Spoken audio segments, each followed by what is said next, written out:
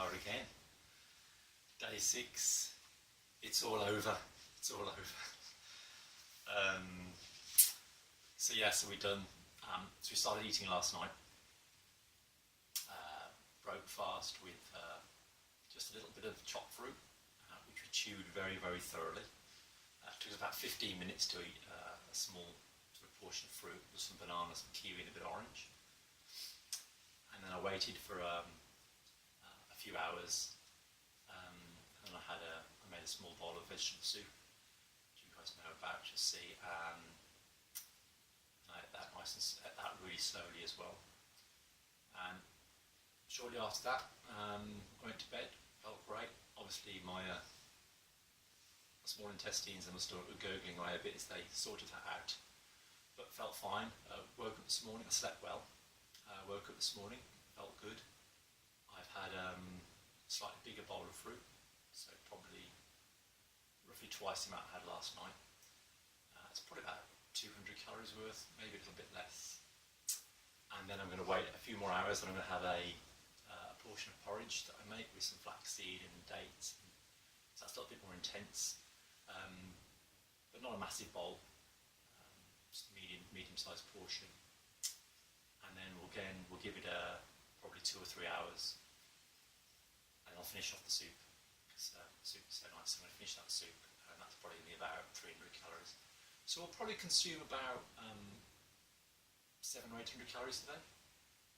And again, I think it's really important, especially if you're coming out of an extended fast, that the food that you eat is very nutritious. It's whole food. I see a lot of people on YouTube, and they obviously they do fast, which is great, but then they come out of them and they say, "Oh, all I wanted to do was eat pepperoni pizza and chicken wings," and then they say, "Oh, and I had a bad experience, diarrhea and things."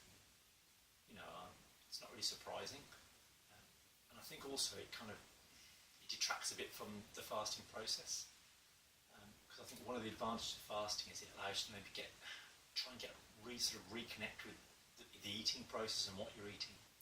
So I thought I'd talk about a few numbers. So I'm doing a little bit more, a few more readings on blood glucose on the hour now, just to see how blood glucose and ketones change. Keto readings this morning, so blood glucose this morning was up to 4.1, so it's gone up a bit, and ketones have dropped to around 2. So straight away, even that small amount of food, that small amount of carbohydrate that's been had in the fruit and the vegetables, has started to reduce our level of ketosis. After I ate, a few hours after I ate, I took a blood glucose, probably about 3 hours after I finished eating my meals. That really jumped up. That jumped up to 9. So that was interesting. Ketones were still at 7 at that point as well. Body weight has just dropped off a little bit more, so we're down to 64.8. Super slim, eh? I guess that's to be expected because we're still on quite low calories. So I wouldn't even be surprised if that doesn't go down a little bit more tomorrow. But then I expect it to probably stop then as you start to feed up. Still feel really good. Felt good all day. What else? Blood pressure. That's gone down this morning. 116, 68. I say down, but I mean it's not significantly down. It's just down a little bit. Pulse 41. Hunger. I actually felt a little bit hungry this morning, so it kind of makes sense because I think the very act of eating food is sort of stimulating your appetite anyway. Nothing much to report beyond that. So like I said, I'll play around today with hourly readings with blood glucose, see how so when we get those into a graph, it'll be easy to see how those kind of pan out, and also keep an eye on ketones today, because I imagine as we go through, when we eat more, we'll come further and further out of ketosis, because we haven't got any full fats and proteins going in, it's mainly just carbohydrates. Looks like the weather's improved. And it's supposed to stay nice, nice weather via island standards for the next few hours, so I thought I'd go and visit the store because I don't have a lot of food. I didn't bring much with me, thought I'd be able to buy more here. It's a 3.5 mile walk, so 7 mile jaunt. Feel good though, got plenty of energy now that I've had some food. So, and hopefully I won't get rained on.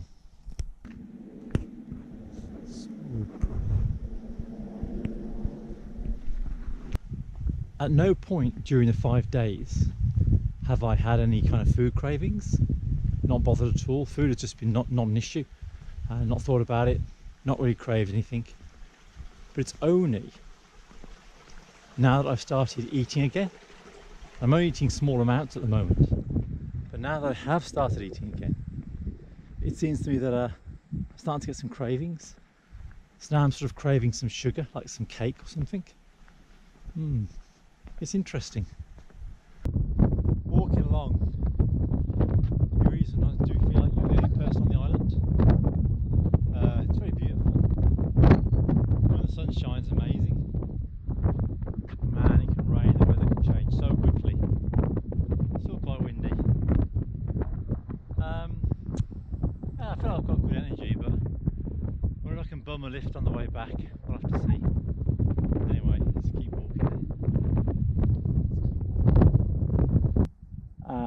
I think factory slaughtered meat, apart from the way it's raised and the way it's processed, is really, really bad. So many stress hormones build up in the animal, just they give it loads of drugs. So people go, oh, you know, but I'll have grass-fed stuff, like Millie over there. This is about as free range as it's ever going to get. So yeah, that's great, but at some point you still need to round up all these animals, stick them on a lorry, transport them somewhere, and then kill them all. And that's when the stress takes place and gets released into their bodies, and then that gets held there and you eat that. And you may think, oh, that just sounds like you're being a hippie. But at the end of the day, science thinks we're all just a set of chemical reactions. So fear must be a chemical reaction, so it must release chemicals, negative chemicals, yeah, which you then consume. So the best way to eat meat is, if I had a gun now, pop, and we did that, then at the end of the day, that's proper free range meat. Sure, the other sheep might be traumatised for a few minutes, but they get over it. So unless you take it directly out of its environment without stressing it, you can't be eating meat. Just on the walk back, and I've come across this place. It's all a bit posh. Check it out. We got palm trees and big houses on the Isle of Eigg. Must be the local land baron. I was wrong about the land baron. It's the Earth Collections Eco Centre. There aren't many available routes and roads on the island, so I thought I'd come back via a slightly different one. And I found myself in quite a nice kind of woodland walk. So just crack on with it. Here's another thought: cravings. Cravings are possibly a bit like a salesman. They convince you you really, really need something or want something, but then you get that said something, you suddenly realise you don't really need it. I'm here with one of the local residents, so I thought I'd give him an interview. So, what is it that you do here, hey? Huh? Oh, you drag your arse on. End of interview. Seem to have made a new friend.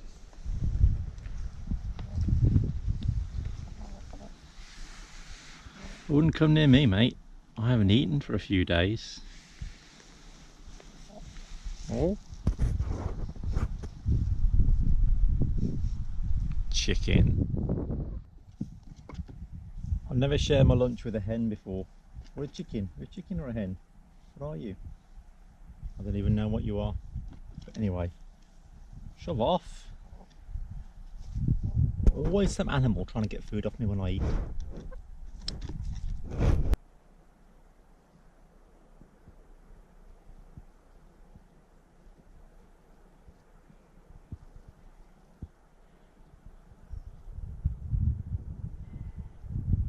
Not many videos left really. This is the end of day 6.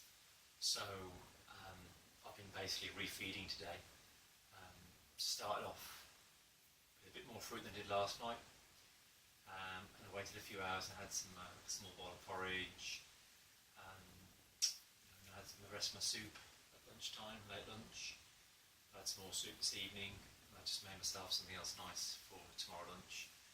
We'll have some scrambled eggs tomorrow. So yeah, I think tomorrow might be back to normal eating. So far, digestion-wise, I feel absolutely fine. I've not had any issues, so that's good. I just checked my ketone levels, and I'm more or less out of ketosis now, so it's about 0.5, so it's come back to normal. Yeah, so that's kind of it. So I won't make any more videos tomorrow because there won't be anything to report. It should be back to normal. Just time to go to bed, and it's not storming tonight as well, which is nice, so hopefully you get a good night's sleep. Okay. Basically, I discovered that my body coped really, really easily with no food for 5 days, which surprised me a little bit.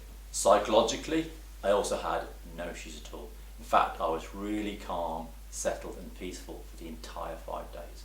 We had 0 problems physically, 0 problems emotionally.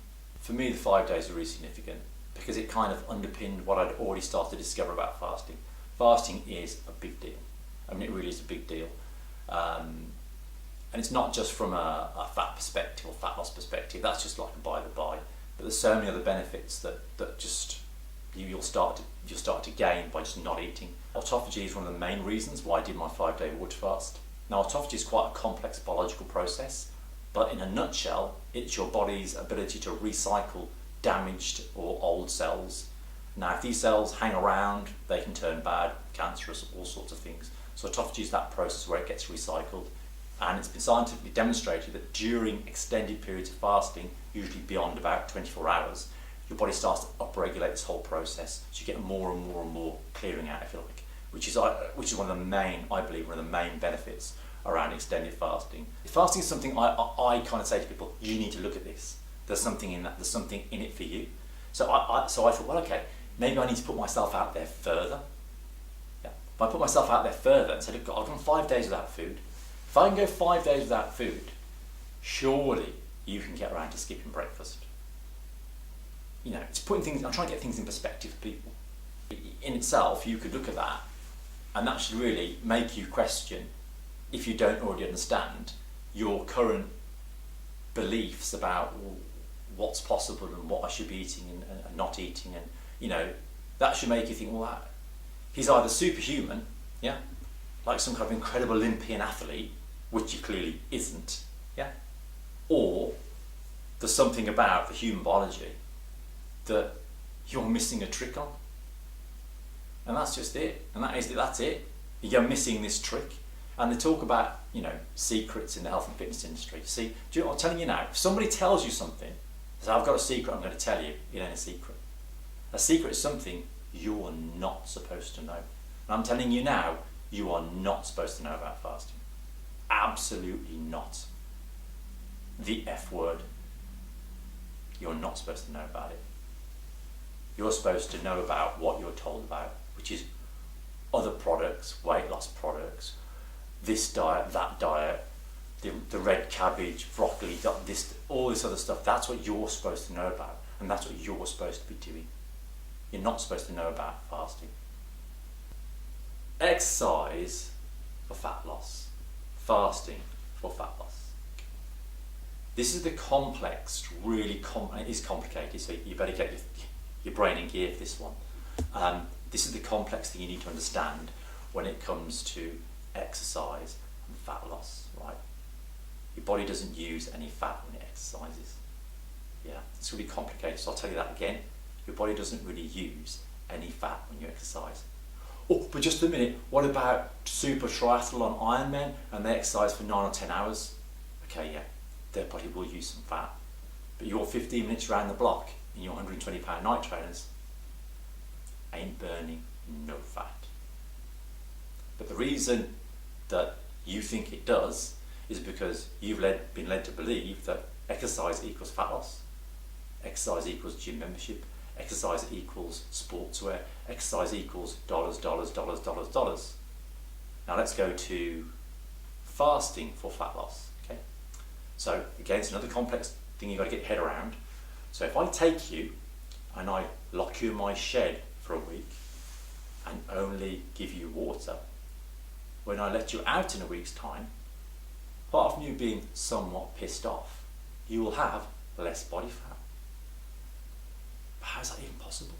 Because, and this is the shocking truth, it's been discovered that when you don't eat, you get thinner without exercise. So fat is there for your body to use when it has no food.